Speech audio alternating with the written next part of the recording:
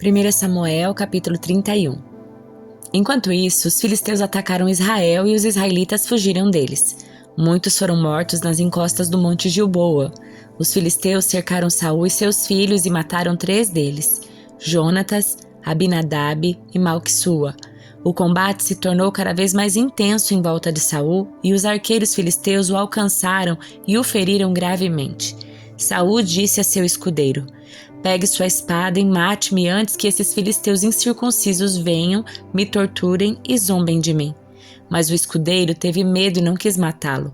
Então, Saul pegou sua própria espada e se lançou sobre ela. Quando viu que Saul estava morto, o escudeiro se lançou sobre sua espada e morreu ao lado do rei. Foi assim que Saul e seus 3 filhos, seu escudeiro e seus soldados morreram juntos naquele mesmo dia. Quando os israelitas do outro lado do vale de Jezreel e além do Jordão souberam que o exército israelita havia fugido e que Saul e seus filhos estavam mortos, abandonaram suas cidades e fugiram. Então os filisteus vieram e ocuparam essas cidades. No dia seguinte, quando os filisteus foram saquear os mortos, encontraram os corpos de Saul e seus 3 filhos no monte Gilboa. Cortaram a cabeça de Saul e removeram sua armadura. Então, anunciaram o ocorrido no templo de seus ídolos e ao povo de toda a terra filistia. Colocaram a armadura de Saul no templo de Astarote e penduraram o corpo no muro da cidade de Bet-San. Quando os habitantes de Jabes de Gileade souberam que os filisteus haviam feito a Saul, todos os seus guerreiros mais valentes viajaram a noite toda para Bet-San e baixaram do muro os corpos de Saul e seus filhos. Levaram os corpos para Jabes, onde os queimaram. Depois enterraram os ossos debaixo de uma tamargueira em Jabes e jejuaram durante 7 dias. Salmo de número 68. Levanta-te, ó Deus, e dispersa teus inimigos. Fujam de ti todos os que te odeiam. Sopra-os para longe como fumaça e derrete-os como cera no fogo. Que os perversos sejam destruídos na presença de Deus. Que os justos, porém, se alegrem, exultem na presença de Deus e sejam cheios de alegria. Cantem louvores a Deus e a seu nome, exaltem aquele que cavalga sobre as nuvens. Seu nome é Senhor, alegrem-se em sua presença. Pai dos órfãos, defensor das viúvas, esse é Deus cuja habitação é santa.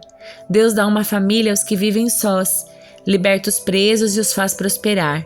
Os rebeldes, porém, ele faz morar em terra árida.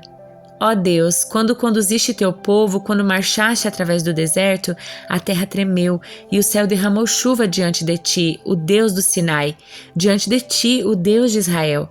Enviaste muitas chuvas, ó Deus, para refrescar a terra exausta. Ali teu povo se estabeleceu e com farta colheita, ó Deus, proveste aos necessitados. O Senhor dá ordem e um grande exército traz boas notícias. Reis inimigos e seus exércitos fogem, enquanto as mulheres repartem em casa os despojos. Mesmo os que viviam entre currais de ovelhas encontraram pombas com asas de prata e penas de ouro. O Todo-Poderoso dispersou os reis como uma tempestade de neve sobre o monte Zalmon. Os montes de Bazã são majestosos como cumes altos que chegam até o céu.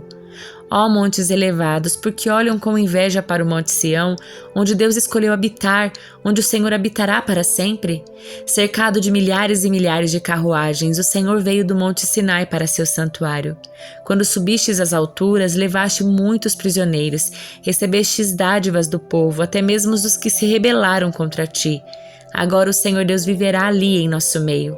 Louvado seja o Senhor, louvado seja Deus o nosso Salvador.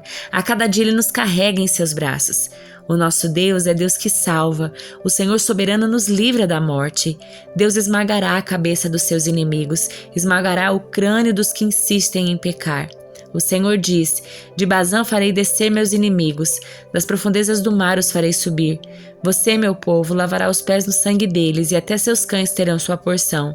Já se vê teu cortejo, ó Deus, o cortejo do meu Deus e Rei entrando no santuário.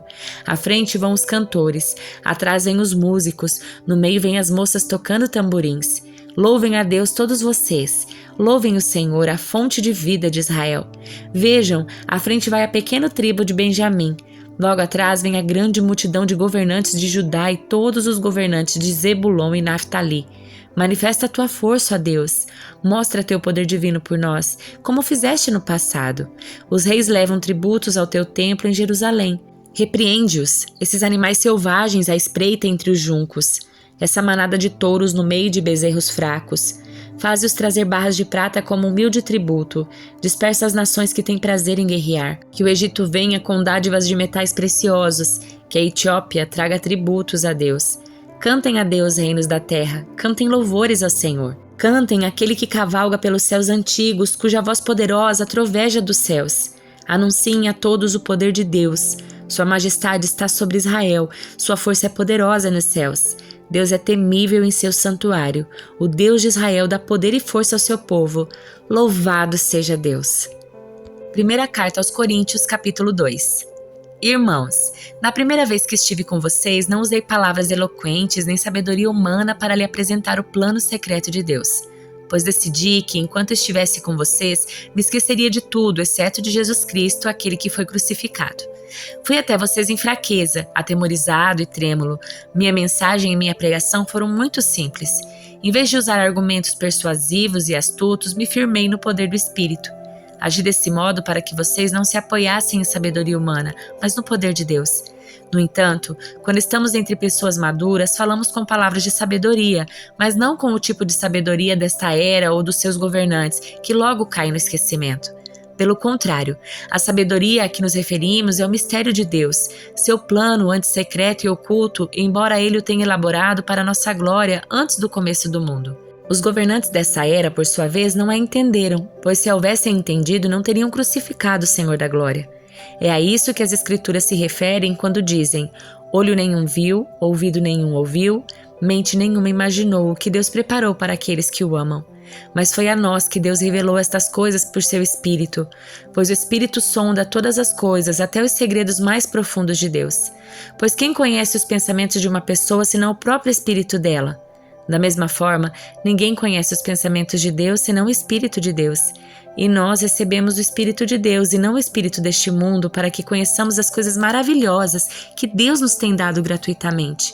Quando lhes dizemos isso, não empregamos palavras vindas da sabedoria humana, mas palavras que nos foram ensinadas pelo Espírito, explicando verdades espirituais a pessoas espirituais. Mas o homem natural não aceita as verdades do Espírito de Deus.